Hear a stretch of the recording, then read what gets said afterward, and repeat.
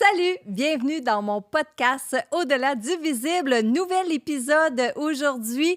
Merci d'être là, je souhaite que tu vas bien. Aujourd'hui, j'ai reçu dans mon podcast une jeune femme, Geneviève Evrel, pétillante, une jeune femme remplie d'énergie après les épreuves qu'elle a subies dans sa vie, du côté surtout de la santé, mais aussi dans son enfance, parce que Geneviève nous a un peu raconté d'où elle vient, qu'est-ce qui s'est passé dans sa vie. Durant le podcast, bien sûr, on a eu de la visite encore une fois. J'ai canalisé des défunts pour elle et elle a eu une surprise parce que oui, souvent, les gens qui viennent s'asseoir dans ma chaise, là, des fois, ils arrivent avec des pensées de dire je veux parler à tel défunt, tel défunt. Et finalement, ben, ils ont des surprises parce que c'est pas toujours les défunts qui s'attendent. Et c'est ce qui est arrivé dans le cas de Geneviève. Alors, je te souhaite un bon podcast, mais avant de commencer, j'aimerais remercier mes commanditaires Meubles RD qui nous ont gracieusement fourni les meubles que tu vois ici. Et bien sûr, Vanessa LP Coloriste que tu peux retrouver sur Instagram. Et je te souhaite un bon podcast. Alors, bonjour, ma belle Geneviève. Comment vas-tu? Tellement bien. Tellement bien. Contente d'avoir cette nouvelle-là. Hein? Oui. Ouais. Merci de m'avoir invitée. Je suis bien contente. Je me sens un peu invitée, honnêtement. J'ai slidé dans ses DM, comme je suis capable de faire. On dirait que là, j'étais là, non, faut que j'aille à la rencontre. Mais j'aime ça, j'adore ça. On s'est connus, nous, au Salon du livre de Québec, il y a des années. Je pense que tu venais de sortir ton premier livre. 2014 ou 2015, genre. Ouais. Ouais. Ça fait une bonne dizaine d'années et un peu plus. Hein? Exact. Et tu avais sorti ton premier livre. Oui. Si je ne me trompe pas, oui, c'était ton premier livre. Et on a jasé ensemble là, pendant le temps du salon. Il n'y avait pas beaucoup de monde, puis on a fait connaissance là. Et tu étais déjà fascinée par l'univers des défunts, l'univers de l'au-delà, etc. Ben oui. Et ça me fait plaisir de te recevoir aujourd'hui. Et tu as bien fait de t'inviter sur mon podcast. Yeah. Geneviève, on veut en apprendre un peu plus sur toi. Par quoi tu commences? Qu'est-ce que tu nous racontes sur toi? Si j'ai à me présenter, mettons, pour ceux qui ne me connaissent pas, on m'identifie beaucoup à Miss Sushi. Dans le fond, c'est ça. Je ne suis qu'un avec Miss Sushi. Je suis chef sushi, évidemment. Je me promène... L'entreprise se promène un peu partout pour offrir un service de chef à domicile. Oui. On a des restaurants, des produits en épicerie, des livres de recettes. Donc, c'est essentiellement ça, vraiment comme l'entreprise, Sushi à la maison. Sinon, les gens me connaissent aussi de par mon histoire. Je raconte mon histoire dans le cadre de conférences depuis une dizaine d'années. Je me promène partout, autant dans les écoles secondaires. Je peux aller dans une grande entreprise. Tu sais, je peux vraiment aller m'adresser à toutes sortes de types de gens. De classe sociale de gens pour raconter mon histoire. Autant je parle de, tu sais, mettons, mon enfance, l'adolescence avec des parents qui ont des problèmes de consommation, tout ça. Ensuite, je parle de mon côté entrepreneur. Puis plus récemment, j'ai ajouté le volet faire face à la maladie, finalement. Donc, j'ai bien des choses à dire. Puis je suis bien contente parce que les gens aiment bien ça m'entendre, visiblement, parce qu'on me book un peu partout. Fait que c'est ça. Ça va super bien, vraiment. C'est toujours intéressant, des histoires de vécu. Les gens aiment ça. Puis les gens aiment ça quand les gens racontent leur histoire de façon naturelle, vraie, authentique. Puis ça rejoint les gens. Puis les histoires que tu racontes, autant du côté entrepreneur, comment tu as commencé ton sushi et tout ça, mais autant l'histoire de ta jeunesse, de ton enfance, de ton adolescence et tout, c'est des histoires qui touchent les gens. Ouais. Et là, on parle un peu de l'histoire, puis il y a peut-être des gens qui disent « Ouais, mais c'est quoi son histoire? Est-ce que tu peux juste nous en faire un petit topo? » Ben oui. Dans le fond, c'est ça. Moi, je suis native de Québec. Ma mère puis mon père n'ont jamais vraiment été en couple. Je me plais toujours à faire la petite blague que je suis le fruit d'une nuit passionnée. Tu comprendras-tu? Oui. Donc, c'est ça. Fait que, c'est ça. Mes deux parents, ils étaient vraiment plus de type party. Puis c'est ma mère qui a obtenu la garde à temps plein dans le sens où, à l'époque, dans les années 80, c'était automatique. Ouais. Ma mère m'a élevée avec tout l'amour qu'elle avait à sa disposition pour moi, c'est-à-dire quand même beaucoup, mais pas beaucoup d'autres outils dans son coffre. Là. Ça a été quand même assez difficile pour elle. La consommation a pris beaucoup de place éventuellement aussi dans sa vie, dans notre vie. Mon père, à cette époque-là, était alcoolique toxicomane aussi. Fait que, il n'y avait pas vraiment de gens pour être là pour moi. Fait que, ça a été beaucoup de violence conjugale aussi. Ma mère s'est amourachée d'un homme qui était violent. On a visité beaucoup de maisons pour femmes victimes de violence. On a déménagé des dizaines et des dizaines de fois. Fait que ça a été vraiment une enfance, adolescence très... très instable. Instable. Je pense que c'est le meilleur terme. C'était comme... j'étais toujours en mode... m'adapter en mode changement. Puis c'est drôle parce que j'ai fait un autre balado pour ne pas le nommer. Puis la personne me disait, autant que ça peut être une qualité d'être capable de s'adapter, autant que ça peut être aussi quelque chose à travailler en tant qu'adulte parce que justement, je suis tellement habituée de m'adapter que des fois, je mets moins de limites. Il y a quelque chose d'intéressant là-dedans de faire comme, c'est correct, je vais m'adapter, mais attends, qu'est-ce que je veux vraiment? Exact. Fait que ça m'a fait... c'est le fun des balados pour ça parce que non seulement que nous, on se livre, mais en même temps, on reçoit vraiment un retour aussi de par l'interlocuteur. Fait que c'est ça. Donc, puis à un moment donné, à peu près à l'âge de 15 ans, j'ai commencé mon propre chemin moi-même. Je suis partie en appartement, puis j'ai commencé ma petite vie parce que là, ma mère était trop dans la consommation. Puis mon père était toujours à ce moment-là inapte à s'occuper de moi. Fait à 15 ans, 15 ans et demi. Jeune. En fait, c'est jeune, mais toi, tu devais être mature pour 15 ans avec tout ce que tu avais, tout ce que tu as vécu. Oui, vraiment, c'était à s'y méprendre. Autant physiquement, j'étais une petite fille assez développée rapidement, mais en même temps, c'est ça, quand on me parlait, on avait vraiment l'impression... autant qu'on pourrait dire que c'est soit une vieille âme ou quelque chose, mais je me plais à penser ça aussi, tu sais. Puis j'ai jamais eu l'impression, tu sais, souvent dans mon parcours de vie, on me disait, là, à un moment donné, tu vas avoir envie de vivre la vie que tu n'as jamais eue, ton enfance, ton adolescence, mais j'ai pas l'impression que j'ai pas eu d'enfance ou d'adolescence ou de, tu sais, jeune adulte. Tu sais, j'étais allée clubber, tu sais, je me suis amusée, j'ai vécu plein de choses pour, tu sais, comme pour une fille de mon âge, mais j'avais plus de responsabilités qu'une fille de mon âge. Qu'une fille de ton âge. Puis quand tu es partie en appartement à 15 ans, tu es partie toute seule ou tu étais avec une coloc, un chum? Tu es partie toute seule? Non, j'avais un copain. Dans le fond, mon copain, le garçon que j'ai rencontré avait un appartement, tu sais. Fait que je suis comme allée vivre avec lui, finalement. Mais on avait quand même une bonne différence d'âge, là. Mais tu sais, ça n'a pas dérangé personne parce que personne ne s'occupait de moi, de toute façon. C'est ce que je m'en ai dit. Comment, toi, comment tu vivais ça? Comment tu te sentais, toi, à 15 ans? Parce qu'à 15 ans, tu vas encore à l'école? J'ai été obligée de lâcher l'école. OK. Oui, j'ai lâché l'école du moment que j'étais allée en appartement parce que, justement, j'avais tellement vécu d'histoires d'horreur financières que là, je m'étais dit... Je vais malheureusement lâcher l'école dans ma tête en me disant soit je le reprends ou on verra ce qui arrivera, mais je voulais travailler parce que je voulais payer mes affaires. Je voulais pas que personne paye les choses pour moi parce que je voulais être débrouillarde. Tu sais, rapidement, tôt dans ma vie, je me suis rendu compte qu'il fallait que je sois à mon affaire financièrement, sinon on pouvait m'enlever quelque chose. Parce que, tu sais, nous, on se faisait toujours, tu sais, enlever le câble, le téléphone, l'hydro, on se faisait évincer parce que ma mère, elle payait jamais rien. Fait que moi, dès que j'ai commencé à travailler, j'ai payé mes choses en me disant... Comme ça, jamais personne ne va rien m'enlever. Puis encore aujourd'hui, avec l'entreprise, tout ça, moi, j'ai jamais fait de prêt à la banque. OK. J'ai jamais emprunté, j'ai jamais... tu sais, à part la maison puis l'auto, là. Mais à part ça, tu sais, je dois rien à personne. Genre, mes cartes de crédit, là... Je pense que j'ai payé à tous les jours, là. Puis même mon banquier, genre, c'est pas bon pour ton crédit de payer ta carte à tous les jours. Je suis comme, mais moi, ça me gosse. Fait que je m'en fous. Fait j'en dirais que je veux rien devoir parce qu'on dirait que je veux rien qu'on m'enlève. C'est fascinant. C'est resté. C'est vrai que c'est fascinant, ça. Ouais. Stop.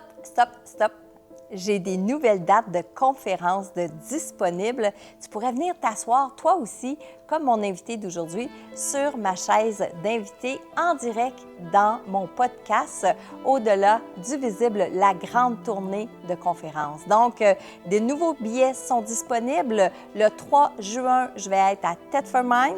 Le 4 juin, je vais être à Saint-Georges-de-Beauce. Le 19 juin, à Saint-Jean-sur-Richelieu.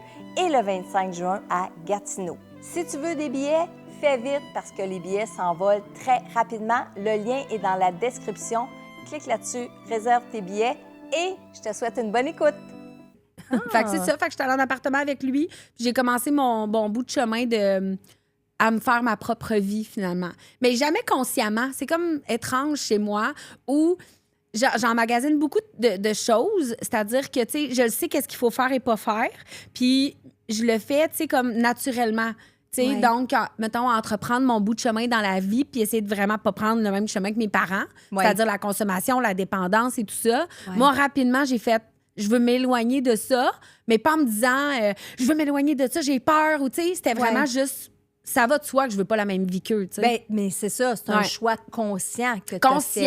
Mais ça s'est fait naturellement, c'était pas ardu. Tu sais, même si je savais pas pantoute, c'était quoi le chemin de la vie équilibrée, là, dans le sens où pas parfaite. Là. Puis est-ce que tu as reproduit des patterns, toi, dans ta vie de ça, où tu as vraiment dit non, moi, je veux pas personne dans ma vie qui consomme ou qui soit dans la dépendance? Parce que là, on parle de dépendance d'alcool. Mais ça de drogue forte. Ça peut être toutes sortes d'autres dépendances. Oui. Non, je me suis même jamais approchée d'aucun de ces patterns-là.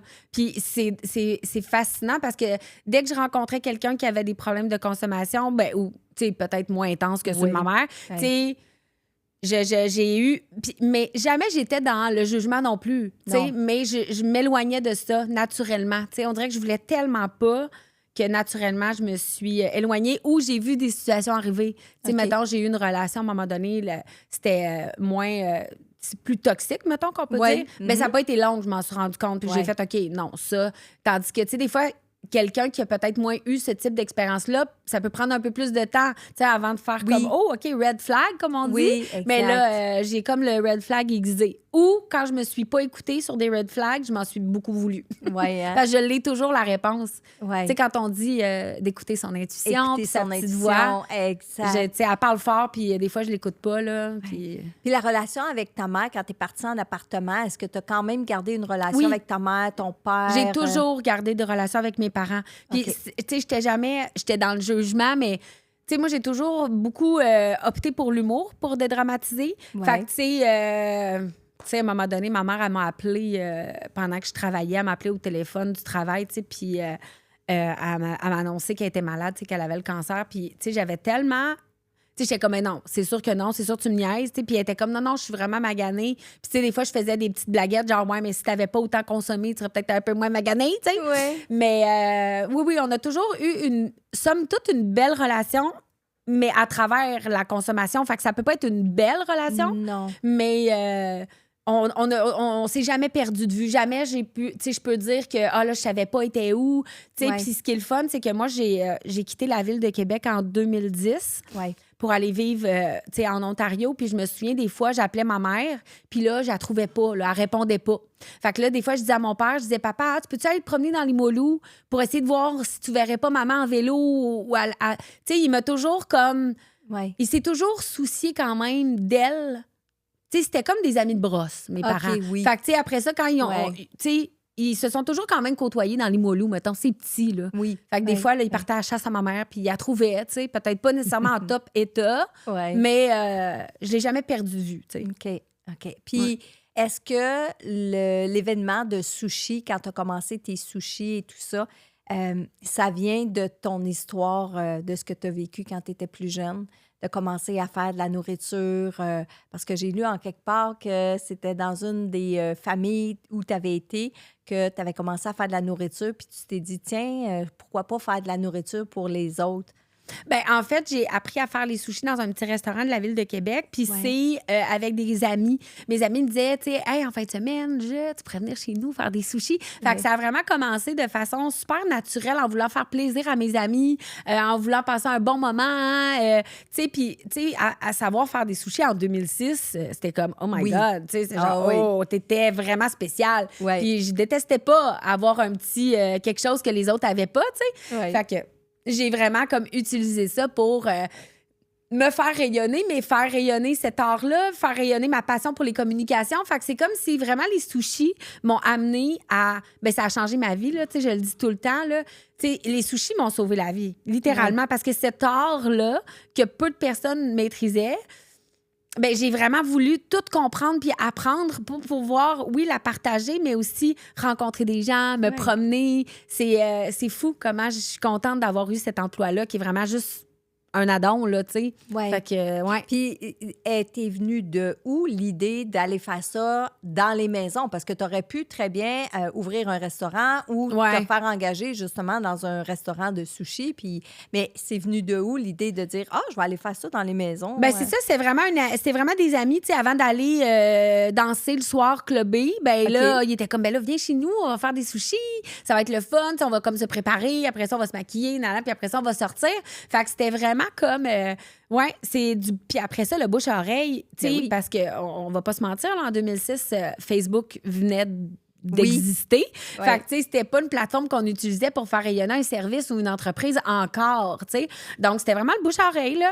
Fait que ça allait bien juste en bouche à oreille, là, tu sais. Puis je pense encore à ce jour que c'est la meilleure façon de parler d'une entreprise ou d'un produit, tu sais. Parce qu'après ça, il y a beaucoup... ça peut être interprété de plein de façons, tandis que si tu as une conversation avec quelqu'un puis t'es comme, hey, j'ai vécu une soirée sushi, c'était extraordinaire. C'est la plus belle publicité qu'on peut faire. C'est honnête, tu sais. Ben, justement, j'ai vécu une soirée sushi à domicile en janvier dernier. C'était ma fête. Puis pour ma fête, mes enfants m'ont demandé qu'est-ce que tu veux pour ta fête. Puis j'ai dit, ça serait le fun d'une soirée sushi à la maison avec toute la famille. Ah oui. Puis c'est ça qu'on a fait. Ah, merci. Fait que, ben c'est ça. Fait que c'est comme ça que ça a commencé, puis ça a jamais arrêté. OK. Puis après ça, ben j'ai marié ça avec les communications. Fait que, puis je suis la fille la plus heureuse du monde parce que, comme je dis, c'est comme mes deux passions. Faire du manger puis jaser. Oui. Qu'est-ce que tu veux de plus? Ben en fait, il y a beaucoup de gens qui sont comme ça. Hein? Tu sais, on fait de la nourriture souvent le vendredi ou le samedi. Tu vas à Devin, on décompresse, là, on prépare nos recettes. Mais je pense que la nourriture est un rassembleur. Ah, ben oui. C'est rassembleur. Ben oui. Mais c'est drôle parce que je faisais une conférence récemment et encore une fois, même dans mes conférences, j'apprends des choses sur moi. Puis je me suis rendu compte que j'avais recréé ce que j'avais jamais connu. C'est-à-dire l'abondance de la nourriture. Sans j'en ai manqué quand même plus jeune. Ensuite, des repas en famille, mais sains. Oui. Où les gens sont heureux, contents. Ça jase, ça partage des beaux moments. Moi, j'ai jamais eu de souper comme ça. Soit que c'était des soupers en famille puis ça partait en chicane, ou soit que j'avais pas... mon père consommait, ma mère consommait, fait que j'étais comme toute seule ou avec des familles d'accueil. Fait que j'ai vraiment recréé, sans m'en rendre compte, quand je disais que mon... Je sais ce que je fais, mais c'est que ça vient combler des choses, puis ça, je m'en rends pas nécessairement compte sur le champ, tu sais. Non. Mais c'est un peu comme quand les gens te demandaient « toi, t'as pas eu d'enfance, t'as pas eu... » Ben en fait, peut-être que ce qui t'a manqué, c'est là que tu comblais, là. Oui, assurément. C'est pas nécessairement d'aller jouer avec des amis au parc et tout ça. Pour toi, c'était peut-être justement les moments de famille autour de la nourriture. L'abondance. Personne ne manque de rien. Tout le monde est comme, mais mon Dieu, ça va être une grosse soirée. Ça se peut pas que ça soit le premier service, puis il y en a 3. Oui, exact. Faut gérer pour pas être pleine après 4-5 bouchées. Oui, tout à fait. Tout à fait.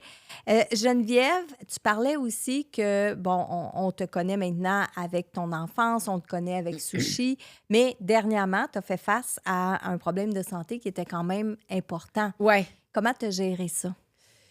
C'est fascinant parce que, tu sais, à 34 semaines de grossesse, quand on annonce que tu as un cancer du sein agressif, là, puis qu'il faut sortir le bébé pour aller débuter la chimio plus rapidement, on dirait que c'est comme...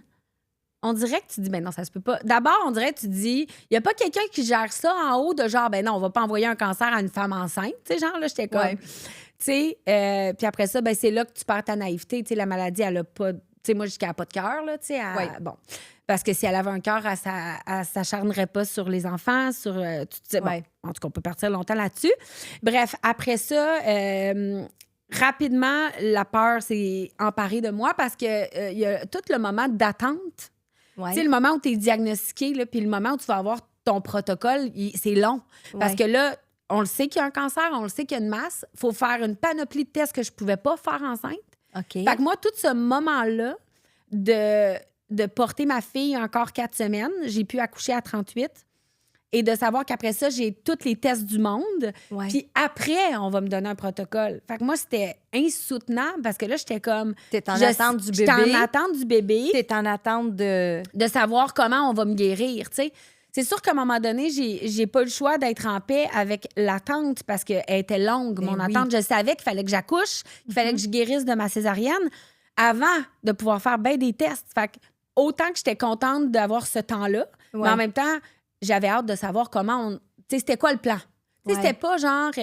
parce qu'il y a personne qui te dit que tu vas guérir, hein? C'est ça Non. qui est épeurant puis qui est pas rassurant. Quand on t'annonce que tu as un cancer, on te dit on va entamer Oui. c'est ça, des processus de guérison.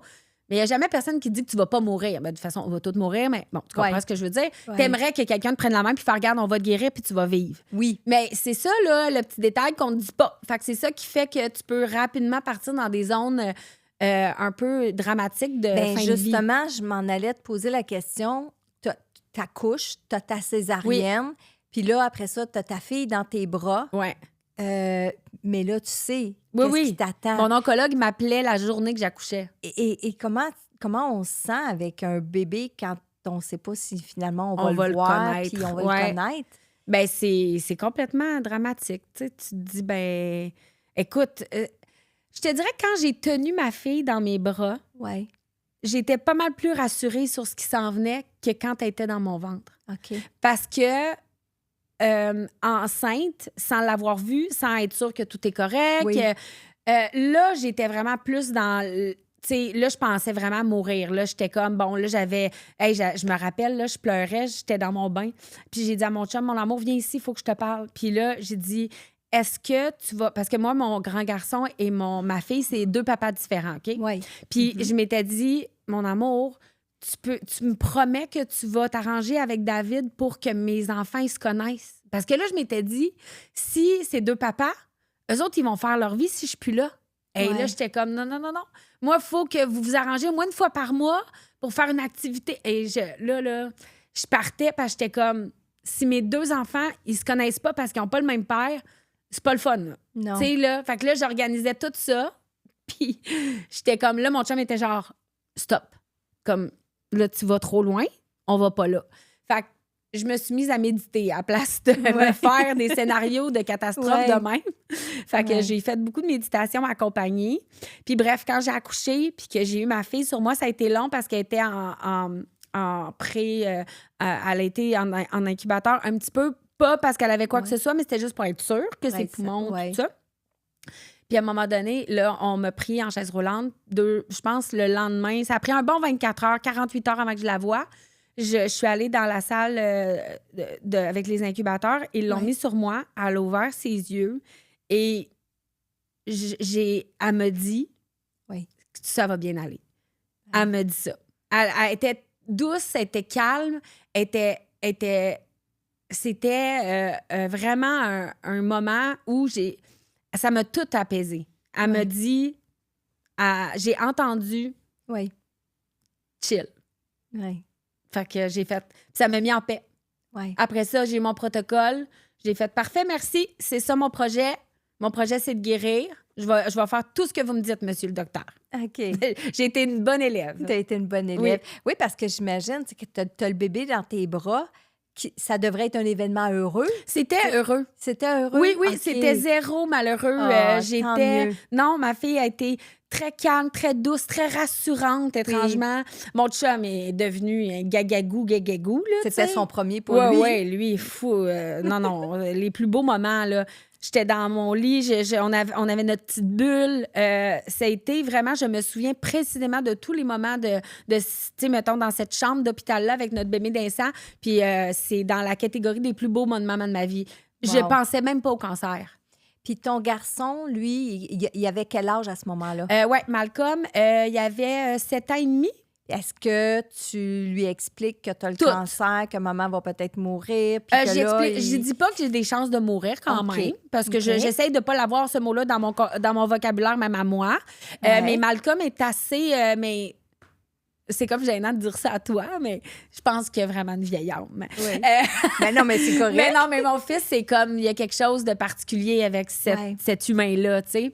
Fait que rapidement, non, j'ai été capable de puis tu sais, je vais te donner un exemple. Quand je lui ai annoncé que j'avais le cancer, on avait côtoyé le cancer du sein 1 an avant avec un ami de sa classe. Sa maman avait le cancer du sein. OK. Mais elle n'avait pas perdu ses cheveux parce qu'elle avait fait le casque de glace. Oui. Ouais. Donc, il a fallu que je lui explique qu'elle avait un bobo dans le sein parce que ça paraissait pas. Parce que souvent, on associe la maladie au plus de cheveux. Oui. Mais maintenant, on peut les garder. Oui. Fait qu'après ça, avec un petit peu de blush puis un petit peu de tanne, on peut faire bien des grands... Tu sais, on peut avoir l'air moins malade, si on veut. Oui. Puis, bref, fait que je vais toujours me souvenir, je suis à la lumière rouge, j'arrive d'aller le chercher à l'école. Puis là, on est à rouge. Puis je fais quand même, mon amour, je vais juste te dire que, tu sais, tu te souviens de la maman d'Eliott l'année passée, on l'a côtoyée, puis je t'avais expliqué qu'elle avait un bobo dans le sein, mais maintenant, elle va bien. Il dit oui. J'ai dit, ben maman, elle a le même bobo. Fait que là, il dit, mais tu vas guérir vite. Puis on est reparti sur la lumière verte.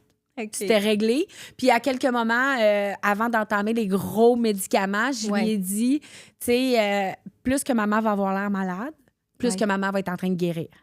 Parce que c'est tellement paradoxal. Oui. Fait que j'étais comme, faut tout de suite que je lui dise.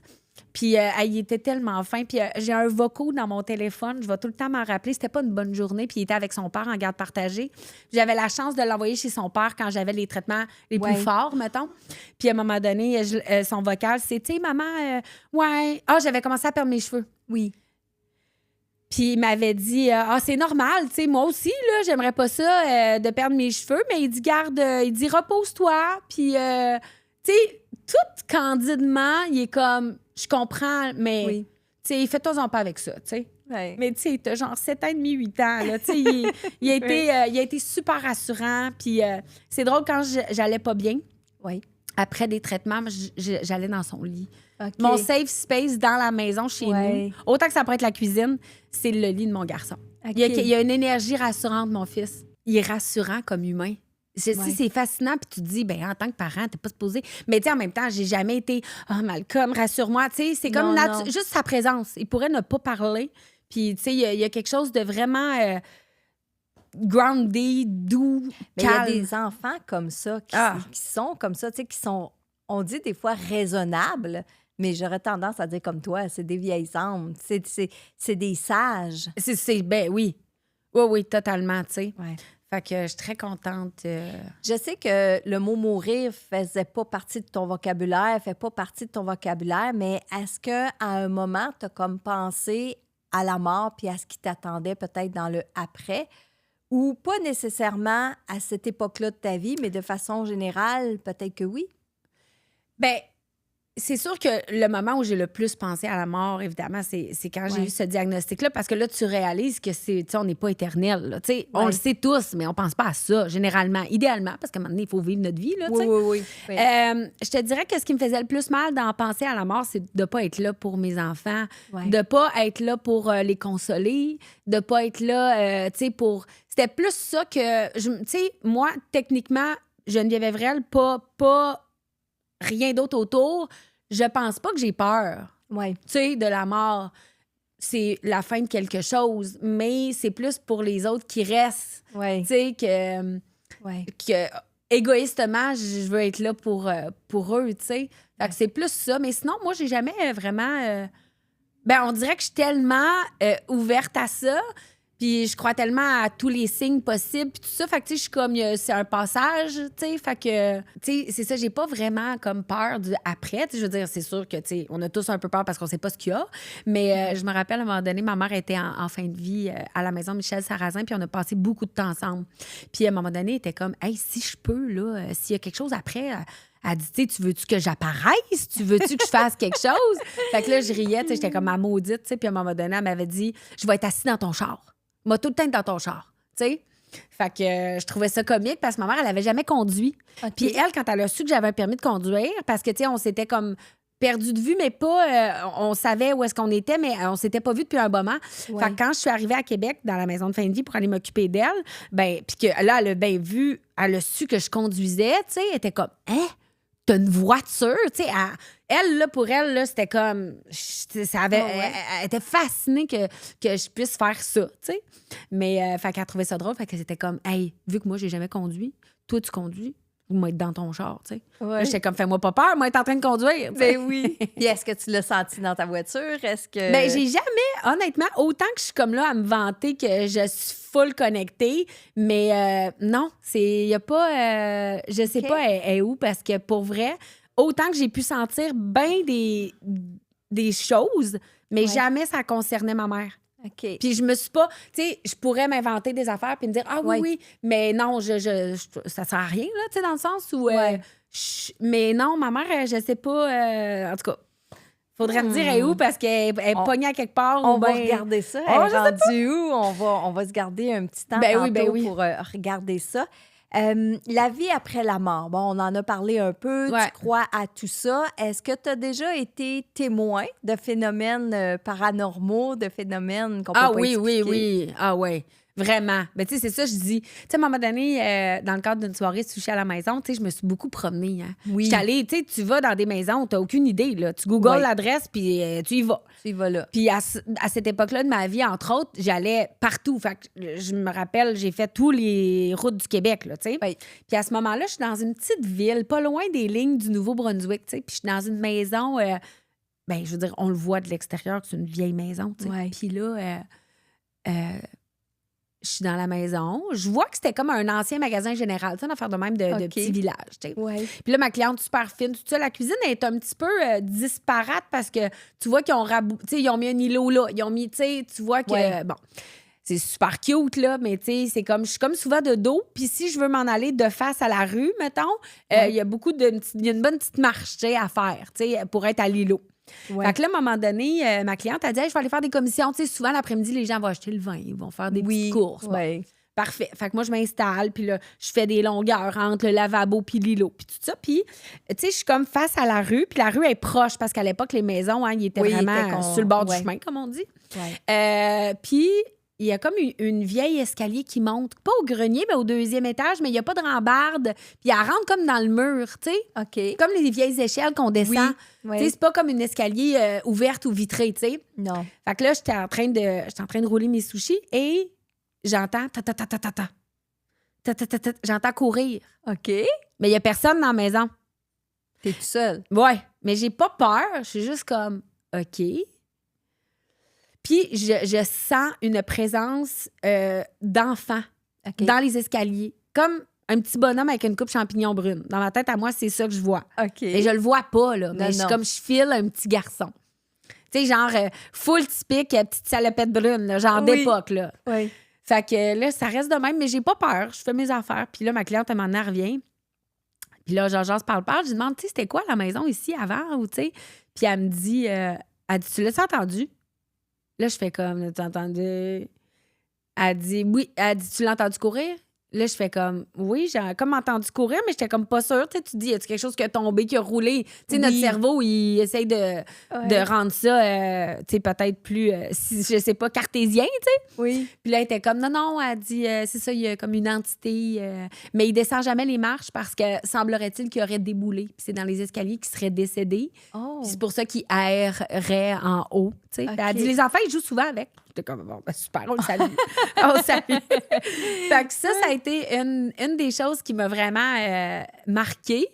Puis sinon, ben, dans une soirée sushi à la maison, encore. Ouais. On est en 2011, je vais toujours m'en souvenir. C'était été 2011 parce que ça faisait un an, quasi jour pour jour, que ma mère était décédée. OK. Puis à ce moment-là, tu sais, personne... tu sais, en 2011, là, je commençais, là, c'était le bouche-oreille encore. Oui. Tu sais, j'étais pas médiatisée. Mon surnom, c'était même pas encore mes sushis, là. Tu sais, c'est vraiment au début. Ouais. Puis je me souviens, il y avait une photographe, une de mes amies, qui venait sur place me photographier. Pour la première fois, je me faisais des photos professionnelles. Oui. Puis à un moment donné, mon amie, elle quitte. Puis la cliente, qui était comme dehors avec ses amis en train d'attendre, ben pas d'attendre, mais tu sais, vivre sa journée pendant que moi, je cuisine. Ouais. Maintenant, elle vient me voir. Puis bien spontanément, elle me fait, bon, ben elle dit, là, je vais te le dire parce que là, elle arrête pas de me dire que t'es ouverte à ça. Là, j'étais comme, hein? Tu sais, j'ai mon maquis dans les mains, puis je suis comme, je comprends pas. Elle dit, ben ta mère, elle me l'a dit que t'étais ouverte spirituellement. Fait que là, c'est pour ça que je prends le temps de venir te le dire, mais ta mère est ici. Là, j'étais comme, hein? Ça, c'est la seule fois. OK, oui. C'était en 2011. Fait que ça fait un petit bout, OK. là. Mhm. Fait qu'elle dit, oui, ta mère est ici, puis elle aimerait ça te parler. Là, je suis comme, ben oui. Tu sais? Puis elle savait pas là, que ma mère était décédée, Non. là, tu sais. Puis ma mère, dans sa chambre de fin de vie, là, elle avait reçu un super beau bouquet de roses. Ouais. Parce que Michel Sarrazin, je pense qu'ils ont une collaboration avec des fleuristes ou quoi que ce soit. Puis tous les patientes qui sont encore conscients, parce que ma mère, elle était consciente jusqu'à la fin, Ouais. ils viennent livrer des beaux bouquets, tu sais, pour pas personne qui aime pas les fleurs. Non. Puis ma mère, elle m'avait dit, quand je vais partir, mets une rose dans ton auto. Parce que, tu sais, une rose, ça sèche puis ça reste beau quand même, tu sais. Ouais. Fait que, mais là, quand ma mère est décédée, moi, j'ai comme oublié ça. J'ai oublié. Puis la dame, chez qui je suis 1 an plus tard, elle me dit, t'as oublié de mettre la rose dans ton char. Là, j'étais là, wow, OK. Fait que là, ça. Puis elle dit, ah oui, tu penses que ta mère est assise dans ton auto? Mais elle dit, tu penses qu'elle siège passager? Parce qu'on dirait qu'instinctivement, tu te dis, elle va être assise à côté de moi. Elle va être assise à côté de toi. Mais elle dit, non. Elle dit, ta mère est assise siège arrière. T'es son chauffeur privé. Fait que là, je fais, oh la tabarnouche. Parce que moi, je dis toujours que ma mère, dans une autre vie, c'était une grande reine. Puis elle a dû faire chier un peuple au complet parce que dans cette vie-ci, elle payait pour. Parce qu'elle avait des goûts de luxe, ma mère. OK. Mais pas une scène, là. Oui. Ma mère, sur l'aide sociale toute sa vie, là. Ouais. Mais elle avait, là... Ouais. Tu sais, même avant d'être, mettons, vraiment deep dans l'aide sociale puis la consommation, elle a eu un petit bout où est-ce que semblerait-il qu'elle travaillait, genre, dans des petits restos, puis elle avait des sous, puis elle allait, je vais toujours me souvenir, elle allait chez Jacques Despart faire ses cheveux. Oui. C'était comme bien à la mode, je pense, à l'époque, ces salons-là. Oui. Là. Puis, tu sais, elle rêvait d'avoir les moyens de pouvoir être coquette. Tu sais, elle avait ça, tu sais, elle avait la déco. Tu sais, il y a quelque chose chez elle, mais elle a complètement échappé, là. Ouais. Mais il y a un côté très artistique, puis très féminine, coquette, puis, tu sais, avec le souci du détail que ma mère avait, mais qu'elle n'a jamais pu explorer. Fait que quand elle me dit, ta mère est dans ton auto, puis t'es son chauffeur privé, ça faisait full de sens. Ça faisait du sens j'étais comme, pour toi. ah, ben oui, c'est ça. Ouais. La princesse d'Abu Dhabi, tu comprends? Fait que ça a été un autre beau moment. Puis c'est drôle parce que quand je raconte cette histoire-là, les gens me disent, puis là, après ça, tu devais être déstabilisée. J'étais comme, non. Mais non, non, au contraire, ça m'a donné full d'énergie. J'étais comme, oh, wow. Puis plus de nouvelles. Plus de nouvelles après ça. Mais ça m'a fait du bien, évidemment. Ouais. Ben oui, c'est sûr. Mais tu sais, elle te l'avait dit avant de partir. Oui, si je peux, puis etc. Ouais. Parce que souvent, les défunts font les personnes, avant de partir, font ce genre de promesses-là. Mais ils savent pas que quand ils vont arriver de l'autre côté, ça leur prend énormément d'énergie pour pouvoir faire un signe, pour pouvoir se manifester, peu importe la façon. Ouais. Donc, il y en a, quand ils décèdent, dans leur tête, bien, ils n'ont pas de tête physique, là, mais dans leur âme, ils se disent, il faut absolument que je fasse un signe à ma fille, il faut absolument que ma fille sache que je suis bien. Puis au lieu d'évoluer de l'autre côté, ils vont toutes prendre l'énergie pour essayer de se manifester. Fait que, tu sais, on ne sait pas combien de temps ça a pris à ta mère pour accumuler assez d'énergie pour se manifester à ce moment-là. Ouais. Puis qu'au moment où elle le fait, après ça, elle a dit « OK, j'ai fait ce que j'avais m'a- à faire. ouais. Là, je vais m'occuper de moi. » Ben oui. Fait que ça peut être une des raisons pourquoi Je l'ai qu'après, plus ça a jamais. été tranquille pour Oui. toi. Ouais, ça ferait. Ouais. Oui, ça pourrait Ça ressembler à ça. pourrait faire du sens. Bah oui. Hein? Il y a des questions que j'avais tantôt puis que j'ai pas pu te poser parce que là, on est parti sur un sujet Oui. un autre. Mais il y a de quoi qui m'a frappé, moi, tantôt, quand tu as dit « Je voulais pas que mes enfants ne se connaissent pas s'il m'arrive quelque chose. » Toi, dans la vie, tu as été un enfant unique, j'imagine. Fait que c'est un peu pour ça que tu voulais pas que tes enfants soient comme... qu'ils ne se voient pas parce que pour toi, c'était important, la famille, ce que tu n'as pas eu, dans le fond. Oui. Ce que tu n'as pas eu. Puis là, tu nous parles de ta mère qui avait comme des goûts de luxe, mais qu'elle a consommé, puis qu'elle a eu une toute autre vie.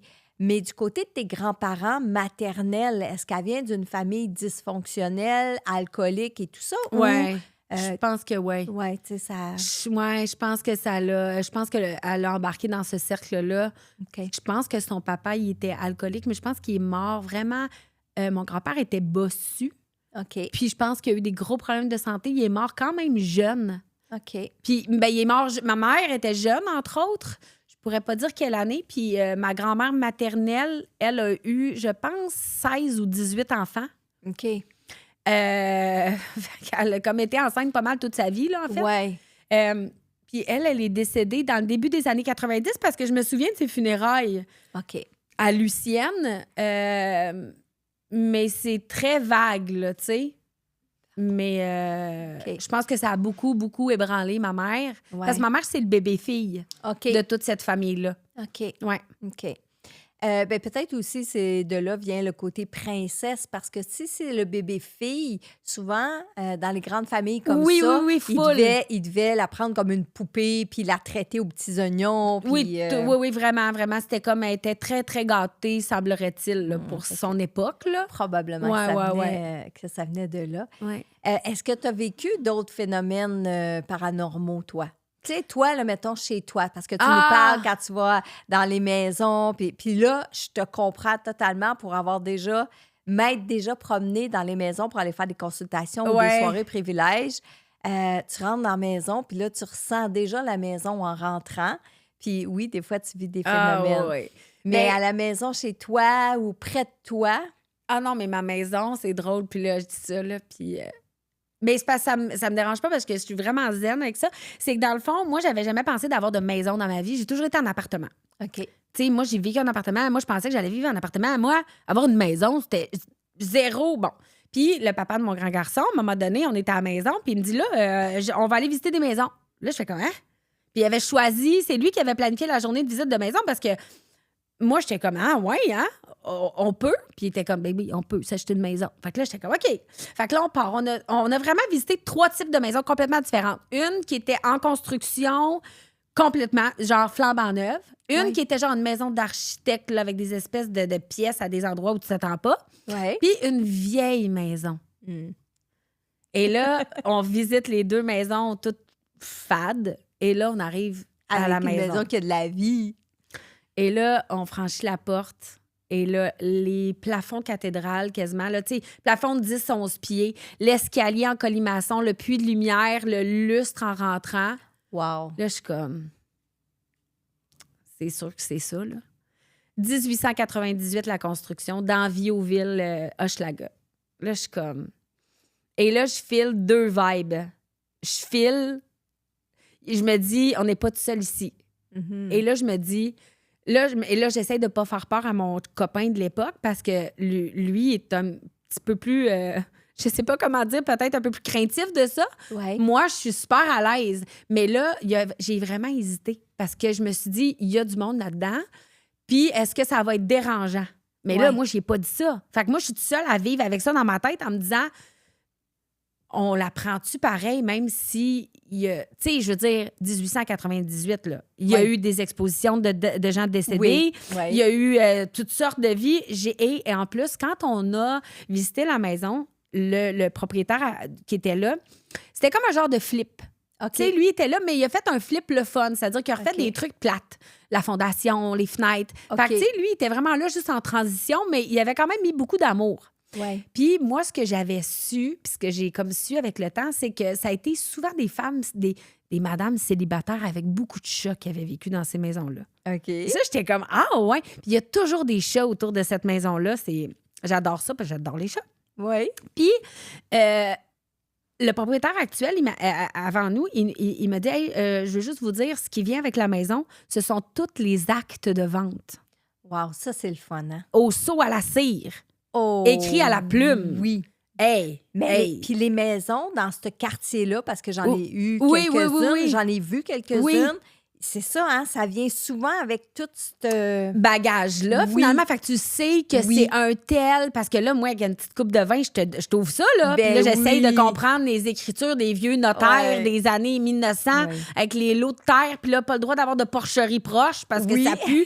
Tu sais, t'es comme, c'est pas la même affaire, là, non. On parle pas du REM, là. Non. Hein? On parle de porcherie. Puis là, bref, fait que là, finalement, je me suis dit, bon, il y a quelque chose qui me dit... Ils vont pas... Il n'y a pas de problème. Ça va bien aller. Ouais. Fait que finalement, on l'a acheté.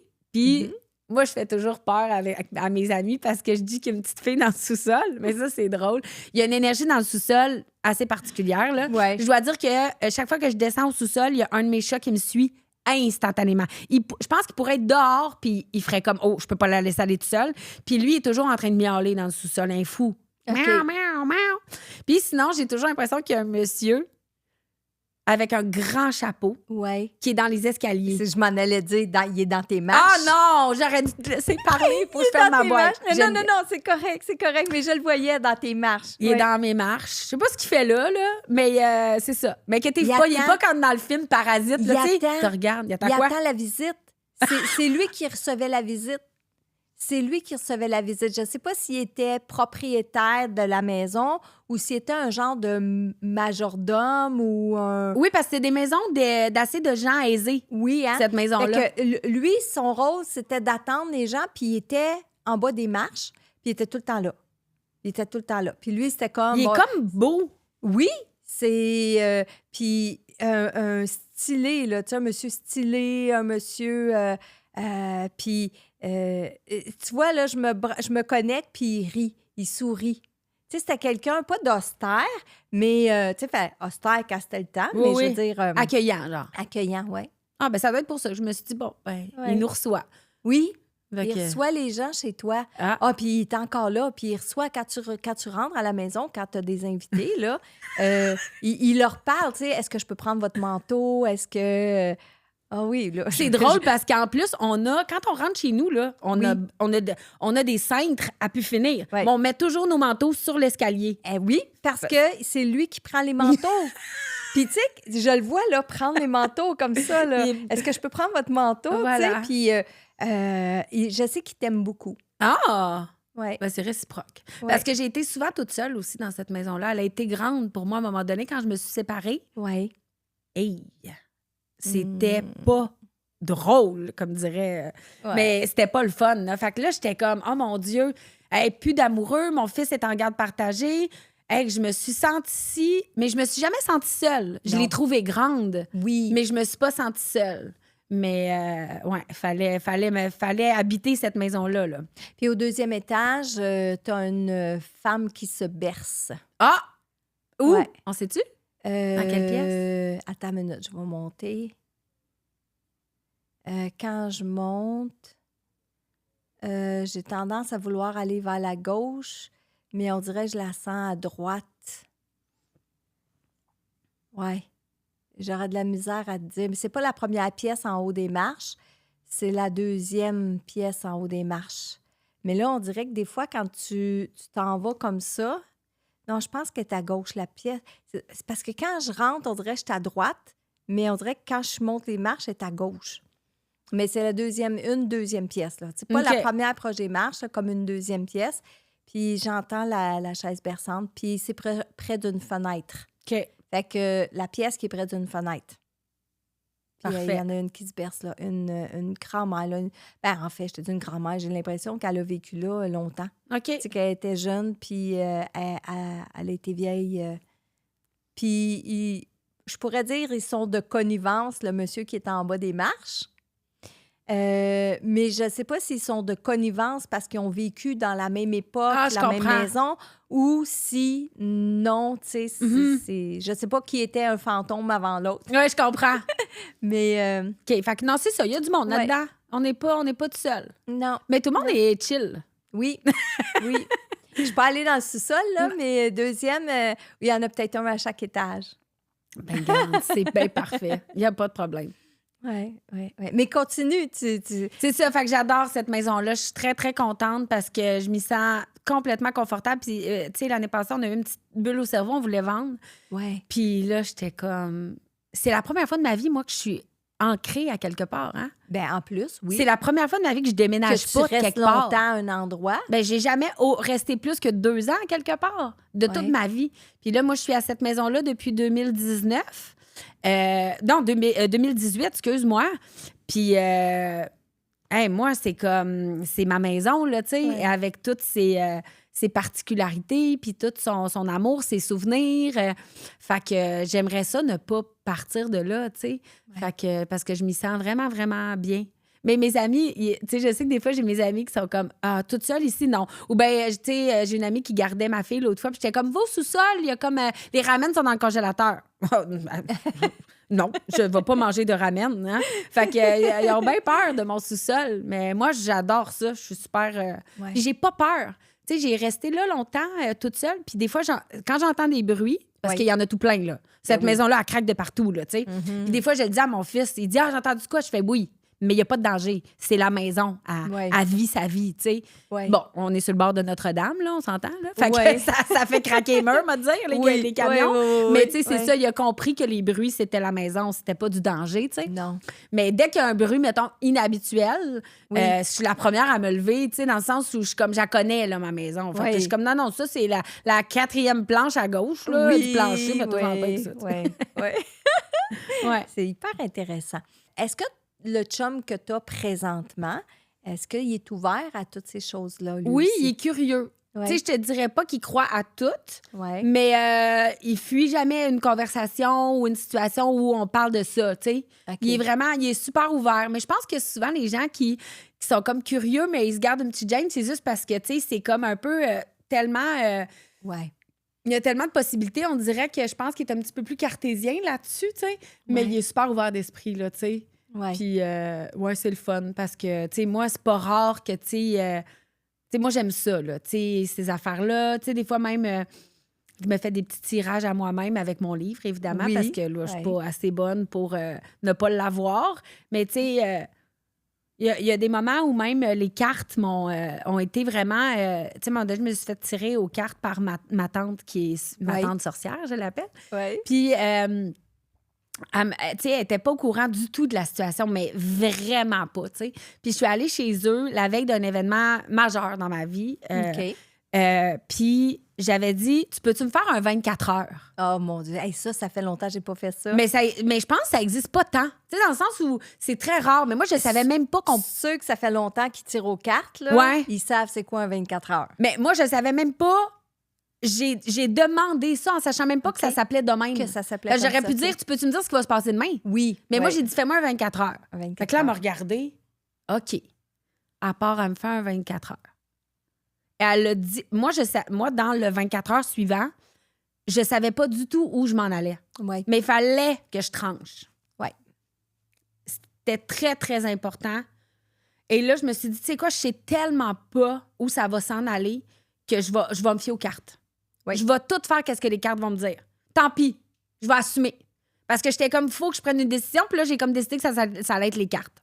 Oui. Puis là, elle me sort tout mon jeu.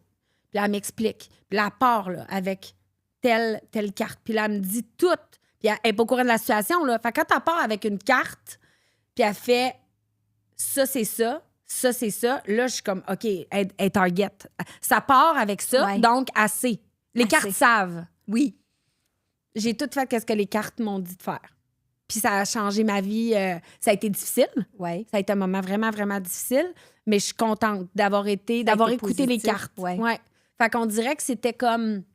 J'ai eu l'impression que les cartes venaient de moi parce que c'est moi qui les ai tirées. Ouais. Dans le sens où elle me les a expliquées, mais c'est moi qui les ai sorties. Fait que ça m'a encore plus mis en paix puis confirmé qu'il fallait que je m'écoute. Ouais. Toujours. Ma petite voix, là, elle me ment jamais, jamais, jamais. Puis ça, j'aime ça, savoir ça. Puis est-ce que tu pourrais pas me confirmer qu'elle a toujours raison? J'ai pas l'impression que j'ai toujours raison. Ouais. J'ai l'impression que dans des moments charnières, ma petite voix, elle me guide vraiment beaucoup. Ben oui. Oui. Je continue d'aller là-dedans? Ben oui, OK, parfait. certain. Puis l'intuition, c'est comme un muscle. Plus on la développe, plus on l'entraîne, ben meilleure elle devient. Alors, plus on écoute cette petite voix-là, plus on suit ce que cette petite voix-là nous dit, plus la petite voix va dire « Hey, elle m'écoute. Hey, et tu prends confiance. Tu prends confiance dans ce que ça dit à l'intérieur de toi et tu agis en conséquence de. Ouais. » Beaucoup de gens sont mêlés entre « C'est-tu ma tête ou c'est mon intuition? » Parce que des fois aussi, on se pose la question. Ben oui. C'est-tu ma tête ou mon intuition? Bien, souvent, je vais dire que l'intuition, elle vient avec des émotions. L'intuition, elle ne justifie pas. Donc, si tu as, par exemple, une idée ou quelque chose qui monte, puis tu dis « Ouais, mais peut-être ça, c'est ta tête. » Ça, c'est ta tête. C'est sûr, exact. À partir du moment où quand ça monte à l'intérieur de toi, genre, c'est une conviction. C'est une émotion, oui. Une émotion, une conviction. Tu sais pas comment l'expliquer, mais c'est comme ça. C'est ça. Ça, c'est sûr que c'est une intuition. Parfait. OK? Et habituellement, on doit suivre ça. Oui. Même si ça nous amène des fois, comme tu dis, des moments difficiles, des décisions qui plairont peut-être pas à notre entourage, mais qu'on se dit, c'est ça, mais c'est ça. C'est ça, l'intuition. C'est Exact. ça. Et plus, tu sais, il y a des entrepreneurs qui vont dire, moi, je marche au feeling. Ben oui. Mais c'est ça. C'est l'intuition.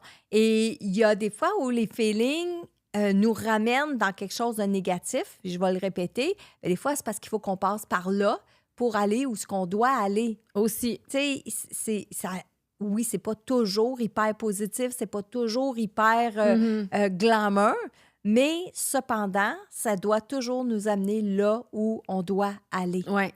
Et plus on est à l'écoute de ça, plus on se retrouve à être ce qu'on appelle être sur notre X de notre vie, plus on est dans notre mission de vie, plus on fait les choses qui sont en lien avec notre âme. Puis on peut juste être en positif, même s'il y a des événements qui, des fois, sont difficiles. Ouais. Oui, puis tu sais, je finis toujours par voir le beau. Tu sais, ma conférence s'appelle Résiliente, puis tout ça, parce que là, à un moment donné, il faut que je me rende à l'idée que, tu sais, c'est ça, je suis bien résiliente. Ouais. Mais tu sais, c'est pas rare qu'une situation, autant difficile qu'elle puisse être, là, que ce soit vraiment au niveau du travail, au niveau de la maladie, rapidement, je suis quand même déjà capable de voir le beau, puis même de faire des blagues. Oui. Tu sais, rapidement, mais moi, c'est ma façon de me protéger, là, de faire des petites blaguettes. Ça doit être pour ça que je sors avec un humoriste, finalement. Là. Je cherchais le réconfort. Tantôt, quand tu as dit ça, moi, je suis un peu humoriste. Ouais. Là, ça tombe bien, tu sais, la personne que tu fréquentes, c'est un humoriste. Exactement, tu sais. Fait que, ouais, je pense que ma résilience puis ma façon de faire comme, OK, on apprend de ça.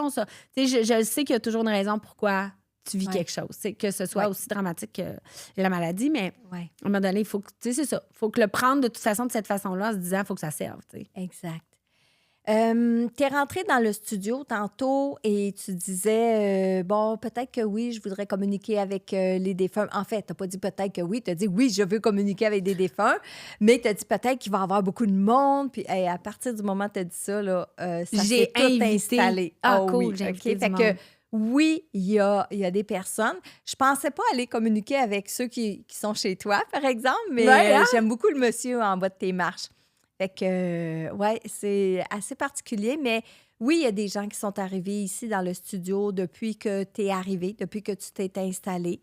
Bien sûr que tu nous as dit ta mère et ta grand-mère, fait que c'est sûr que oui, ces dames-là sont là.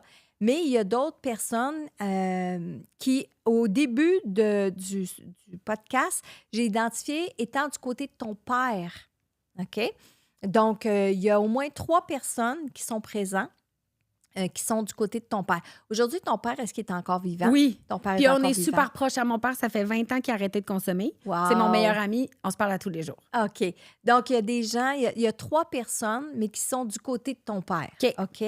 Je pense que parmi ces personnes-là, il y a 2 hommes puis une femme.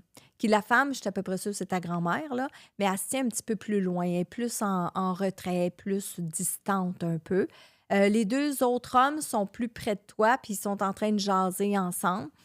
Il y en a un, je pense que c'est soit un ami à ton père ou un frère à ton père, parce qu'il serait de la génération à ton père, il serait de l'âge de ton père, OK? Tandis que l'autre, c'est soit son père ou son grand-père ou un oncle, mais à ton père, donc un grand-oncle à toi, OK? Ces 2 hommes-là sont présents, puis c'est pas le plus vieux qui parle comme le grand-père, c'est l'autre, là, qui serait le frère ou l'ami à ton père, si tu veux, OK? C'est lui qui veut te parler. C'est lui qui veut te dire des choses. Il y a une clé qu'il a dans ses mains, une vieille clé. Tu sais, les vieilles clés de maison, là, justement, qui sont toutes travaillées, là, oui. Il y a une vieille clé. Il y a cette clé-là avec un papier. Puis quand il te donne ça, il dit, tiens, tu remettras ça à ton père. C'est en lien avec un secret. C'est en lien avec quelque chose qu'ils n'ont pas réglé ensemble de leur vivant. Il dit que oui, il vient ici aujourd'hui pour ton père. Il est content de te parler à toi, mais il est surtout ici pour ton père, OK? Alors, il veut absolument que tu remettes cette clé-là et cette lettre-là C'est un papier plié en deux, OK? C'est un petit carton plié en deux. C'est sûr que ça là, il ne peut pas te remettre la clé pour vrai, là, c'est un symbole, mais c'est concernant comme un secret, puis de dire à ton père, la clé va ouvrir la porte, la clé va ouvrir le mystère, et c'est comme s'il donnait la permission à ton père de révéler la vérité, de dire la vérité à propos d'une histoire. Donc, tu pourras valider ça avec ton père. C'est à moi qui va raconter l'histoire? Bien, sûrement Ouais, que c'est à toi qui va raconter l'histoire, oui. Est-ce que... c'est comme si cet homme-là disait... il n'y a plus rien à faire. Donc, ça veut dire que le secret concerne quelqu'un qui est peut-être parti aujourd'hui, qui fait en sorte que si ton père parle du secret... Ça va le libérer. Ça va le libérer, puis ça ne va pas faire mal à personne. C'est comme si cet homme-là, c'est pour ça qu'il donne la permission, tu sais, de révéler le secret ou de dire qu'est-ce que ton père sait de cette histoire-là. Ton père va te le dire à toi, ça ne va pas changer ta vie à toi, mais ça va peut-être juste permettre à ton père de se libérer de quelque chose. Puis, qui pense encore qu'il ne peut pas dire, genre. Exact, oui. Ouais. OK. Puis est-ce que quand je vais dire ça à mon père pour la clé, il va-tu savoir c'est quoi la clé? Bien, soit qu'il y a une histoire avec la clé. Ouais. Ou soit c'est pour que débarrer. La clé, c'est pour débarrer quelque chose de symbolique. L'histoire. OK? Tu sais, tu peux ouvrir. C'est comme si tu peux ouvrir. La clé, c'est peut-être le symbole de tu peux ouvrir. OK? Je comprends. Donc, tu peux ouvrir pour parler, tu peux ouvrir. Peut-être que la clé va être en lien aussi avec quelque chose d'autre. OK. Puis quand tu dis que c'est de la génération de mon père, ça veut dire qu'au moment où cet homme-là il est décédé, il avait à peu près l'âge à mon père qu'il a actuellement. Bien, pas actuellement, mais à cette époque-là. Il serait venu au monde dans les mêmes années que ton père ou à peu près. OK? Des fois, moi, c'est comme ça que je suis capable de te placer la personne parce que dans ce cas-ci, puis la personne, elle n'arrivera pas ici en disant non. Je m'appelle Gérard. Oui, j'ai tel âge. Non, regarde, c'est très rare que les défunts arrivent avec des prénoms puis des fois oui, mais des fois non. Okay. Et ce que je suis capable de déterminer, c'est sa génération, son groupe d'âge, autrement dit. Et il serait du groupe d'âge de ton père. Okay. Fait que c'est pour ça que je te dis, soit un de ses frères ou soit un ami qui a connu, mais qui a été proche. Parce que si ce défunt-là vient avec une clé et une carte. Puis s'il est en train de jaser avec peut-être mon grand-père, c'est parce qu'il se connaissait exact, peut-être. il y a des liens. Okay. Et ces personnes-là, c'était juste ça qu'ils venaient dire aujourd'hui. Il semble pas avoir autre chose. Ben, ton grand-père, il semble être fier de toi. Des fois, les gens, ils disent ouais, mais Marilyn, c'est général être fière. Oui, mais c'est ça qu'il y a à dire. S'il n'y a pas rien d'autre à dire, je comprends. C'est ça. OK?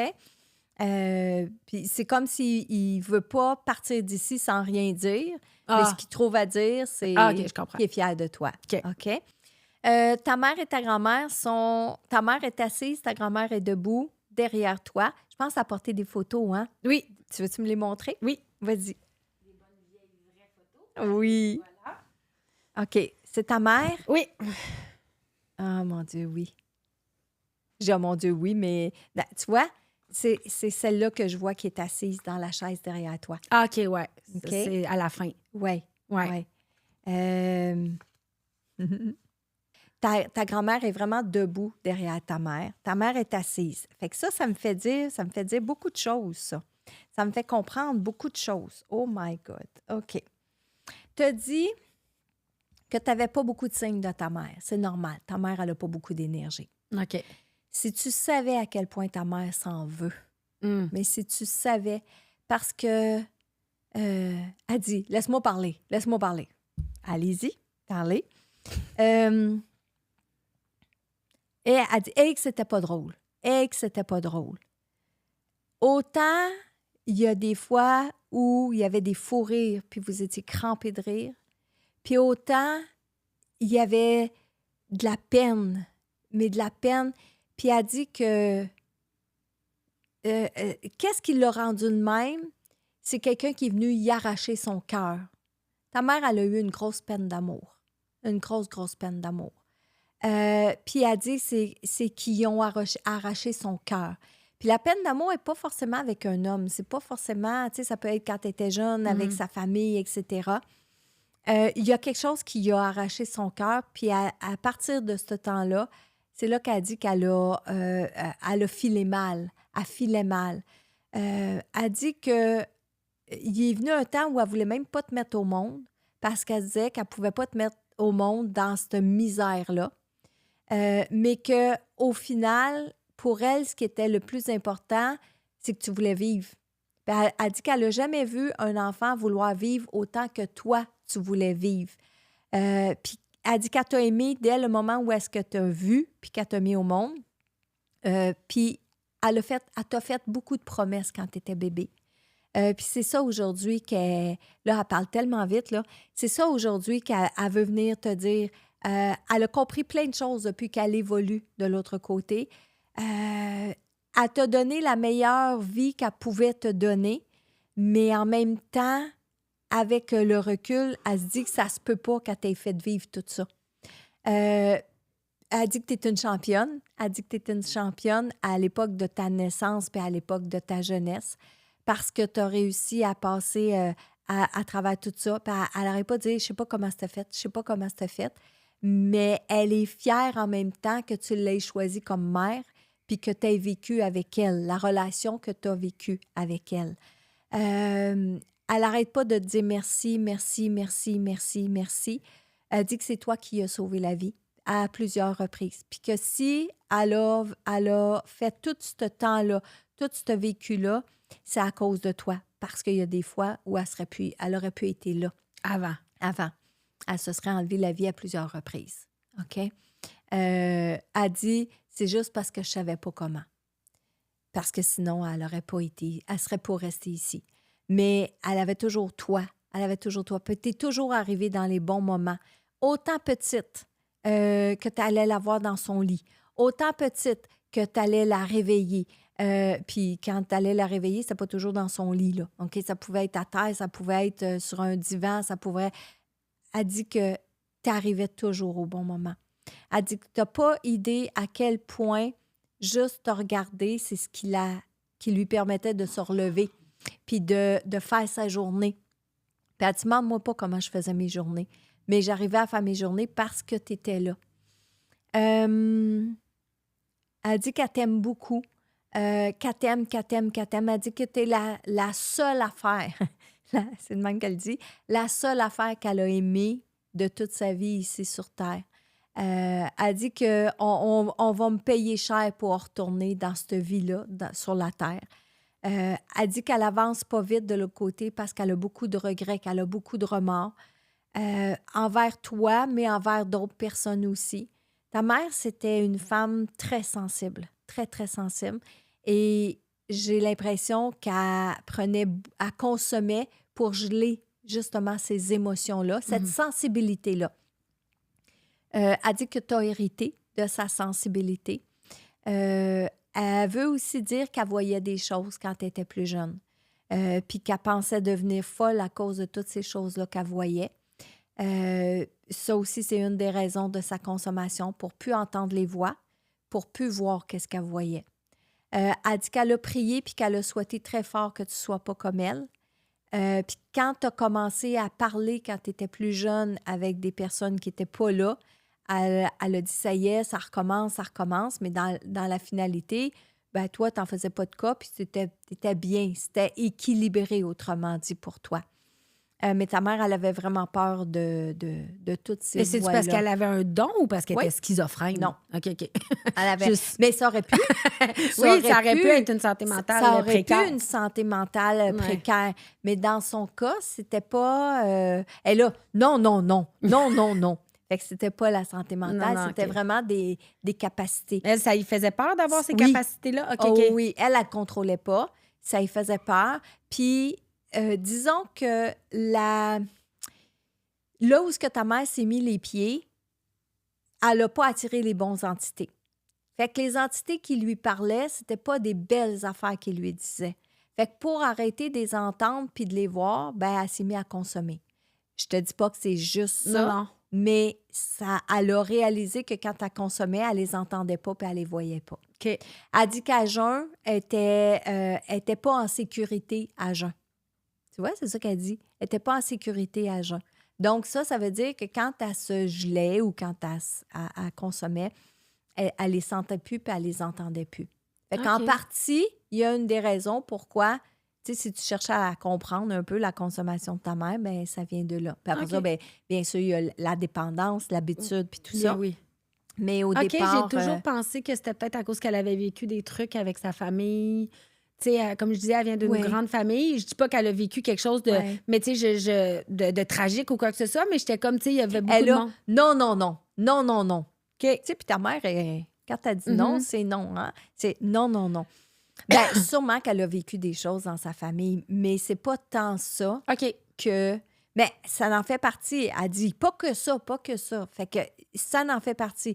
Mais c'est la partie quand elle a commencé en disant il y a quelque chose qui a arraché le cœur. Elle a eu une peine, là, puis mettre tous les mots, là, tu sais, peine, trahison, désespoir et tout ça. Mais elle veut pas que j'aille dans l'histoire pour savoir, c'est-tu une vie amoureuse, c'est-tu... Ouais. mais c'est pas rien d'abusif. Il y a pas OK. de... Elle veut pas que tu te fasses des idées d'abusif puis de toutes OK. ces choses-là, là, OK? Elle reste dans le fait qu'elle parle plus de ces dons-là ou de ses capacités-là. OK. Ouais. Elle dit que c'était pas drôle puis qu'elle souhaitait pas... Elle dit, je souhaitais pas ça à mon pire ennemi. Je souhaitais pas ça à mon pire ennemi. OK. Fait que ça veut dire que ça l'a vraiment traumatisé. Puis là, on est jeune, là, on est dans le 13, 14, 15 ans là, qu'elle a vécu ces choses-là. Puis en as-tu déjà parlé? Eh bien, on la croyait pas. C'est Ah. ça qu'elle s'en venait dire. On la croyait pas. Puis tu vois, ta grand-mère qui est derrière elle va dire qu'elle s'excuse justement de ne pas avoir été là.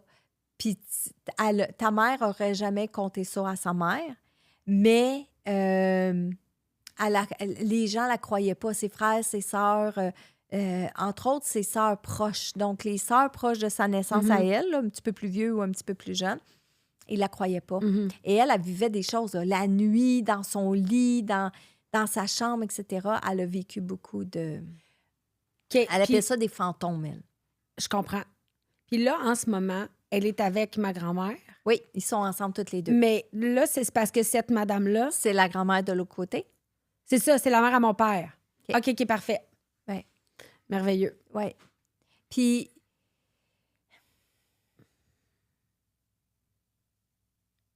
ta grand-mère, elle vient la porter en soutien. Elle vient la porter en soutien. Elle vient la porter en soutien de manière à dire on veut être là avec toi.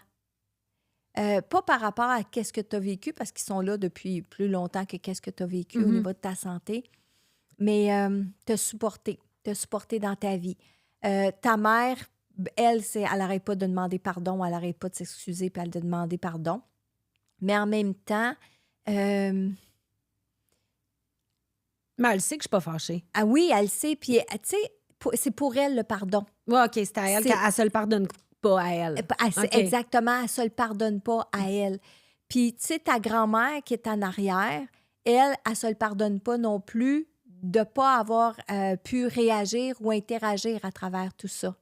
Puis, tu vois, elle est derrière ta mère pour dire que ta mère, elle a fait de son mieux puis qu'elle est fière de ta mère, malgré tout, Oui, malgré oui. tout ce qui est arrivé. Mais ils s'entendaient bien. Oui. Même si c'était pas sa mère à elle, puis que c'était la mère à mon père. Exact. Mais Il pour était ta vraiment mère, proche, c'est comme sa mère. ben, c'est ce que je m'en dis. Pour ta mère, c'était sa mère. Ouais. Parce que elle la comprenait. Sa mère, elle n'a jamais osé parler à sa mère. Tu sais, ta mère n'a jamais parlé à sa mère de ce qu'elle vivait. Ta mère a parlé à sa mère, parce qu'elle, elle l'appelle sa mère. Pour elle, c'est sa mère. Elle lui a parlé de ce qu'elle vivait, des voix, puis tout ça. Mais ta grand-mère, elle disait, parle pas de ça. Parle pas de ça. Faut pas que tu parles de ça. Puis aujourd'hui, ben, elle s'excuse de ne pas avoir...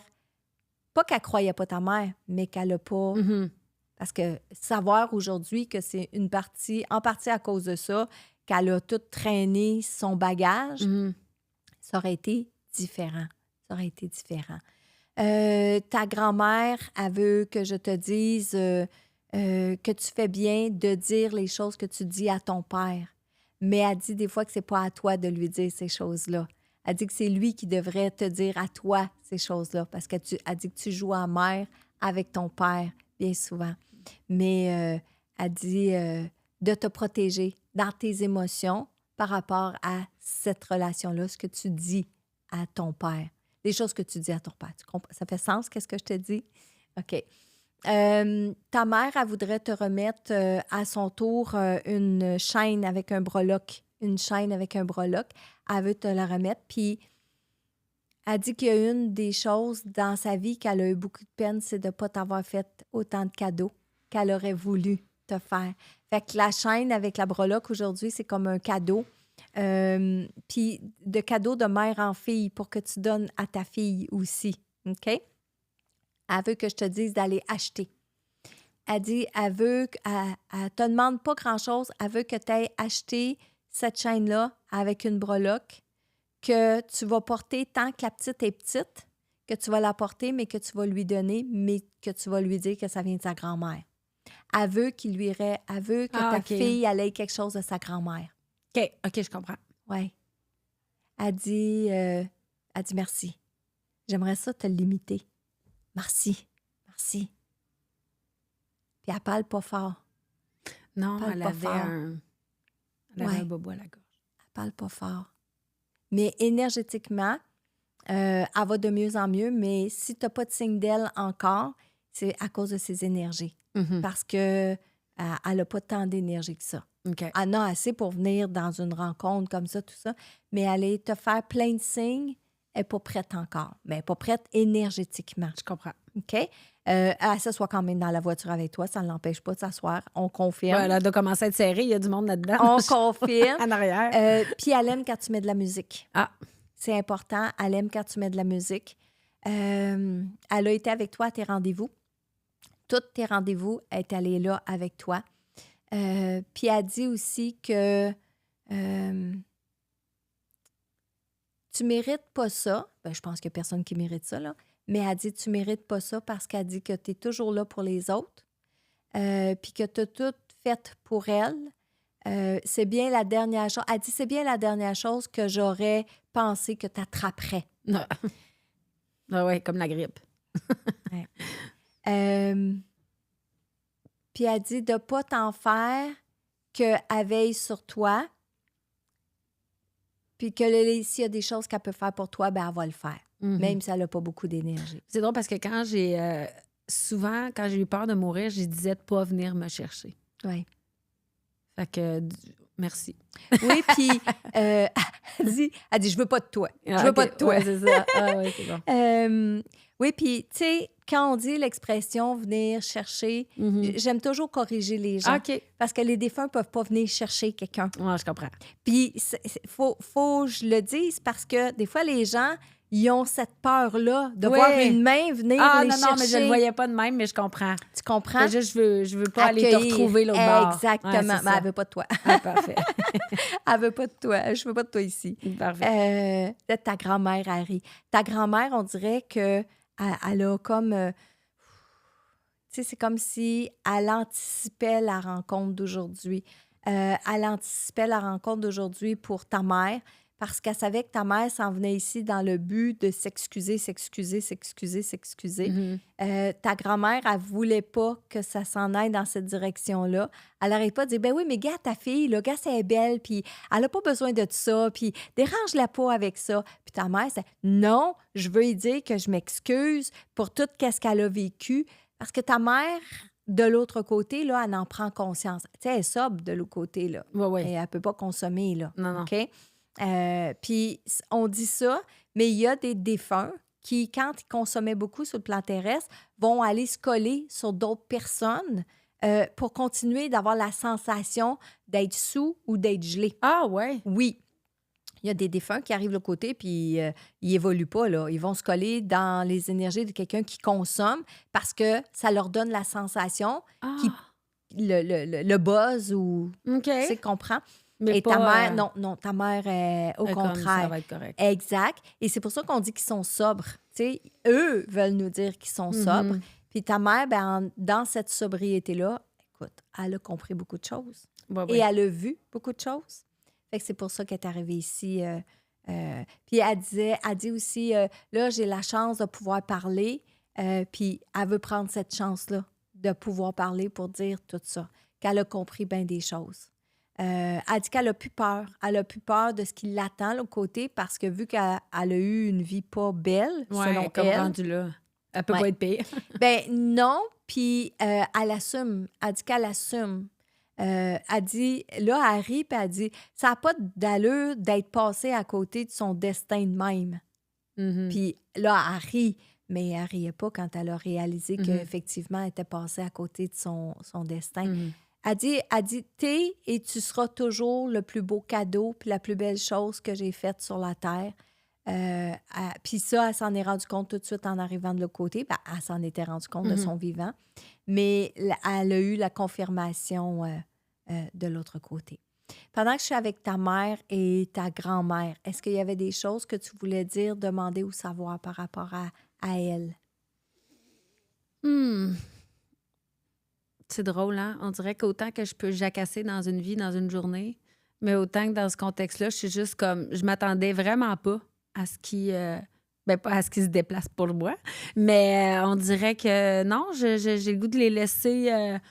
non, je les dérange pas avec des questions. Je suis juste contente de savoir... Puis c'est même qu'elle s'excuse. Je suis même pas... je suis pas nécessairement surprise, mais je suis pas... tu sais, j'aurais juste le goût qui sache que, tu sais, que je suis pas amère de ça, puis que j'imaginais bien qu'elle avait des trucs à engourdir. Je savais pas lesquels. Fait que là, maintenant, oui. Mais c'est vraiment... ça me chicotait, mais je cherchais pas à tout prix de savoir pourquoi elle s'engourdissait, mais parce que je savais qu'elle s'engourdissait pour quelque chose, tu sais. Oui. Mais non. Je suis juste comme... Elle s'ennuie de toi. Ouais. Elle s'ennuie de toi. Elle dit que sa maladie, ça a été les plus belles années de sa vie. Sa maladie, ça a été les plus belles années de sa vie. À la fois pour toi, le fait que tu as eu un rapprochement avec elle, mais c'est comme si elle avait vu le monde. Tu sais, c'est comme si... Tu sais, quand tu réalises que tu vois quelque chose avant de partir, je ne sais pas si tu comprends, là. Tu sais, par exemple, tu vis dans ça ici, là, puis tout le temps que tu vis, tu n'as pas connaissance. Tu prends c'est comme elle a pris le temps Oui. Là, c'est comme avant de partir, c'est prendre le temps de voir les gens, de voir les choses, de toucher les draps, de les gens qui s'arrêtaient pour y faire un sourire. C'est comme si là, elle les voyait. Tu sais, pour la première fois de sa vie, c'est comme si elle voyait vraiment c'est parce qu'elle n'était pas hypnotisée par la recherche de drogue ou quoi que ce soit. Exactement. Tu sais, fait que elle est déçue de ça. Ben, en fait, elle est déçue, elle est contente parce qu'elle dit que c'est les plus belles années de sa vie. Puis elle parle d'années. Fait que ça veut dire que c'est pas juste le moment où elle est partie, là. C'est quelques temps avant. Puis, tu sais, elle veut que je te ramène. Puis là, elle me met ses émotions. J'ai de la peine, OK? J'ai une grosse émotion de peine. Mais à un moment donné, son corps physique était plus capable de prendre la drogue, puis la boisson, puis ces choses-là. Puis ta mère était en maudit après son corps parce que c'était donc la seule façon qu'elle était capable de pas rien entendre puis de pas rien sentir. Puis elle, ça a été ça, sa vie, ça a été de consommer pour pas entendre et pas sentir. C'est malheureux, là. Puis elle me l'a fait sentir, l'état dans lequel elle était, puis c'est pas le fun, là. C'est pas le fun. Mais elle dit que tout ça, c'est du passé. Elle est contente d'avoir cheminé depuis dans l'au-delà. Elle dit que t'es belle à aller à voir avec sa petite fille. Pas qu'elle parle pas de Malcolm, mais sa petite fille. Peut-être parce que c'est fille, puis elle te voit avec ta fille. Ah oui, comme elle, puis, comme elle, ça voyait avec moi. Ouais. Avec toi. Puis elle est tellement en admiration devant toi quand tu es avec ta fille. Ouais. Elle dit de profiter de ces moments-là. Elle dit aussi... attends. Elle est contente parce que c'est comme si elle voulait te dire, il n'y a personne qui va venir t'enlever ta fille. Elle avait peur qu'on vienne t'enlever à elle. Elle a longtemps, ça aussi, tu vois, elle a consommé, ils vont me l'enlever, je vais la perdre. elle dit « je vais la perdre Ah, elle a tout le temps eu peur de me perdre. Ouais. Oui, puis c'était pas rare qu'elle me disait, mettons que la DPJ débarquait, là, fais attention à ce que tu dis parce qu'ils vont t'enlever à moi. Elle disait toujours ça. Tout le temps, tout le temps. Ouais. Ben, j'ai pas peur qu'on m'enlève la mienne. Surtout, en fait, je dirais, venez la garder, venez vous en occuper même. Mais non, mais tu sais, Ouais. elle veut vraiment faire un lien avec ça. OK. Le fait de... c'est comme si elle voulait dire, tu peux dormir la tête tranquille, on te l'enlèvera pas. Elle, ça a été un calvaire pour elle. Ben, c'est ça. Un calvaire. Mais moi, ça me traverse pas l'esprit Non. de ça, Ben non. tu sais. Ben Parce non. que je suis pas dans le même Ben vibe non, puis tout c'est ça. ça. Fait que si... Mais elle, vu que ça a été un gros struggle pour elle, probablement oui. qu'elle me le dit pour ça, mais Oui, moi, je suis tout pas à fait. inquiète de ça, c'est ça. Ben tu sais. non. C'est ça. Tu sais, moi, j'étais avec elle. J'étais Ben pas oui. comme avec toi ici Non, dans non, le monde c'est ça. physique. Ah Là. ouais, mais oui, parfait. parce que cette peur-là, c'était quelque chose qu'elle avait. Puis, toujours dans cette peur-là, elle se forçait. Tu sais, quand je te dis tantôt, au début, elle a dit qu'elle t'a fait tellement de promesses quand tu étais petite, là. Parce que, genre, OK, je boirai plus, puis je vais rester avec toi, puis elle l'a tellement dit souvent, puis elle Mais elle fâchait voulait. après elle. Mais oui, elle voulait, je Ah oui, sais. elle voulait. C'est drôle parce que j'ai retrouvé des lettres qu'elle m'a écrites en direct de maison de désintox. Oui. Puis elle l'écrit. Mm. Je vais, tu sais, je vais arrêter, je vais faire ça pour toi. Mais j'ai l'impression qu'elle pense que je trouve que j'ai pas été suffisante si elle n'a pas été capable. Ouais. Mais je sais que c'est pas ça. Non, exactement. Mais oui, parce qu'elle elle me faisait juste des promesses tout le temps. C'est ça. Tout le temps qu'elle tenait jamais, jamais, jamais, jamais. Puis elle pouvait pas, elle était pas capable Ben non, d'y tenir. ouais. Tu vois, c'est pour ça qu'elle n'arrête pas de demander pardon, parce que c'est exactement la même affaire que dans les lettres, la même affaire qu'elle disait, Ouais. mais dans la réalité, elle pouvait pas. Mhm. Tu sais, c'était, dans ce cas-là, on peut appeler ça vraiment une maladie, l'alcoolisme, Oui, puis oui, tout oui, ça, oui, là, oui. c'est... Ouais. Ouais. Crois. Je sais. Good. Est-ce que on va terminer avec... est-ce qu'il y avait d'autres personnes qui avaient pour toi une importance, de qui tu aurais voulu ou attendu un message? Et, Ben, si je te nomme un nom, ben, on va l'essayer. Regarde. ben, en fait, c'est que dans le fond, tu sais, j'associe beaucoup la grosse peine d'amour que tu me dis à un homme qui est parti, qui était vraiment important dans la vie de ma mère, mais lui, Ouais. il était très, très amoureux d'elle. Elle l'aimait, mais pas pareil, je pense. Oui. Puis il est parti tout juste avant que ma mère elle commence à sombrer dans la grosse consommation. Mais moi, j'étais déjà née, là. Tu sais, Ouais. moi, je l'ai connu, cet homme-là. Oui. Puis je sais pas s'ils se sont retrouvés comme l'autre bord. Oui, je te confirme que oui. C'est pas la grosse peine d'amour qu'elle a eue. OK. OK? Elle l'a aimé, mais Elle pas... l'a ouais. aimé, mais c'est pas, OK, c'est ça, pas ça qui a arraché le cœur. qui a arraché le cœur, OK? J'arrive pas... Je sais qu'aller creuser un peu plus loin, je serais capable d'aller chercher Je ce comprends. qu'il y a, mais on dirait que ça prendrait beaucoup plus de temps. Là, Ben oui, OK? ben oui. Bon. Mais le personnage que tu parles, oh que oui, qui sont ensemble de l'autre côté. OK. Puis il rend visite souvent à ta mère. Puis il y a beaucoup de musique western en arrière. Il y a beaucoup de le côté western. Je te dis pas qu'il était bien en cowboy, là, mais j'entends la musique western. J'entends, là, il y a quelque chose de particulier en arrière de décor ou d'ambiance. Merci. D'ambiance. Mais oui, ils se sont retrouvés, puis cet homme-là, il est toujours autant amoureux. Même si on est dans l'au-delà, il y a des émotions, surtout au début, qu'on peut garder. Ouais. Il est toujours autant amoureux de ta mère. OK. Oui. Oui. OK. Oui. Ah, puis j'ai juste une chose, je sais, genre, whatever, c'est pas comme s'il y avait des règles là-dedans, là, tu sais, c'est comme, je me suis mariée au mois d'octobre passé, puis c'était important pour moi puis mon chum de mettre une place pour ma mère. Oui. De mon côté, de ma famille, il y avait une photo de ma mère. Oui. Avec la place était vacante, évidemment. Puis mon Oui. père, mon amoureux, il a pu son papa aussi. Oui. Michel, il est décédé il y a quelques années. Puis on a mis sa photo aussi, puis la chaise était disponible. Fait que de chacun des côtés, on a perdu nos parents. Fait que je voulais juste savoir là, s'il était venu au mariage. Oui. Oui. Oui, puis c'est une délicate attention que des fois, les gens ils pensent pas de faire parce qu'ils pensent qu'ils vont être déplacés, qu'ils vont être quétaines, que le monde ne comprendra pas. Mais au contraire, je trouve que c'est tellement une sorte de rituel à faire dans des moments importants comme ceux-là. Certain que ta mère était là, puis il n'y avait pas juste ta mère, là. On parle de la grand-mère qui était en arrière et tout ça. oui, il était présent. Du côté de ton copain, oui, il y avait le père qui était présent, un peu plus discret. Ben, en fait, les deux étaient discrets, mais je pense que le père de ton chum, il voudrait brasser ton chum un peu. Je pense qu'il voudrait y dire des choses, là, tu sais, le brasser dans le sens de... En fait, lors du mariage, il l'aurait shaké un peu pour lui dire, là, c'est la bonne, puis tu fais bien, puis sois sérieux, puis, tu sais, de prendre ça au sérieux. Je pense que ça, ton beau-père aurait dit ça à ton chum le journée de son mariage. Parfait. Oui. Oui, de façon très sérieuse, oui. OK. Je ne l'ai pas connu, fait que, tu sais, on dirait que je ne l'entends pas, mais je Non.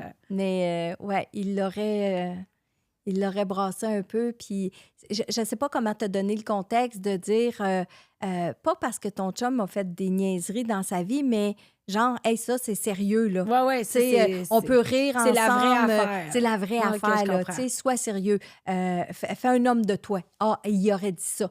Fais un homme de toi. OK. C'est ce qu'il aurait dit. Oui. Parfait. Geneviève, est-ce qu'on va se garder un petit segment pour notre Patreon? Ben oui. OK. Donc, je te réserve un tirage de cartes si tu veux bien. Ben certainement. Tu as parlé de tirage de cartes tantôt. J'adore les cartes. On va se faire un tirage de cartes, mais on va garder ça pour le Patreon. OK. En attendant, qu'est-ce qu'on peut voir de toi? Est-ce que tu es en conférence? Est-ce que tu as un autre livre qui sort? Est-ce que tu fais toujours des sushis? Fais-tu encore des sushis, toi? Ben oui, j'adore cuisiner tout le temps. Ben là, en ce moment, je suis plus dans l'exécution de tous les projets qu'on mène à terme. Là, on est plus dans le... dans le travail que la création, dans le sens où c'est ça. Fait que, je veux dire, la meilleure manière de savoir qu'est-ce que je fais, où je suis, à quel moment, c'est vraiment mes médias sociaux. Donc, sur mon Instagram. Puis sinon, ben, c'est ça, à travers mes plateformes, les gens peuvent suivre qu'est-ce que je fais. Fait que, OK. voilà. C'est bon. J'ai un cadeau pour toi. Ah ouh!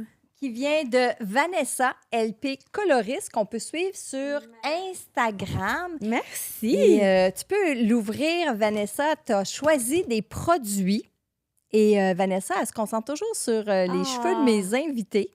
C'est vrai? Puis, en plus, oui, ils sont vraiment spécifiques pour toi. C'est gentil. Et anti-casse, oui, parce qu'on s'entend que je voudrais plus qu'ils ressortent. OK, c'est comme, merci. Oui. Un petit traitement pour s'assurer qu'ils tiennent tout bien. Oui, puis on peut suivre Vanessa sur son Instagram. Elle a toujours plein de belles vidéos. Merci plein beaucoup. de trucs sur nos soins cheveux. capillaires. Les soins capillaires. Okay. Puis on s'entend que, oui, on a besoin de ça, hein, des soins capillaires. Donc, Vanessa LP sur Instagram. Merci. Et nous, ben, on reste ensemble, puis on va aller faire un segment sur le Patreon. Alors, si tu n'es pas déjà abonné sur mon Patreon, c'est le temps de le faire parce que tu vas pouvoir voir le tirage de cartes que je vais faire à Geneviève. Merci pour ta présence, Geneviève. Merci beaucoup. Hey, merci d'avoir été là. Je souhaite que tu as aimé notre épisode d'aujourd'hui. En tout cas, moi, ça m'a vraiment fait plaisir de recevoir Geneviève dans mon podcast. Podcast que tu vas retrouver comme ça tous les mardis soirs, 18h30. Et aussi, si tu veux suivre qu'est-ce que j'ai dit à Geneviève en privé, donc sur mon Patreon, c'est la meilleure façon de me supporter. Abonne-toi. Et parlant d'abonnement, abonne-toi sur toutes mes plateformes, que ce soit TikTok, que ce soit Instagram, Facebook, YouTube. Tous les mardis, 18h30, on est ensemble. En terminant, je voudrais remercier Meubles RD et Vanessa LP Coloriste que tu vas retrouver sur Instagram. Et en terminant, pour ceux qui croient, aucune explication n'est nécessaire. Pour ceux qui ne croient pas, aucune ne serait suffisante. Sois lumière.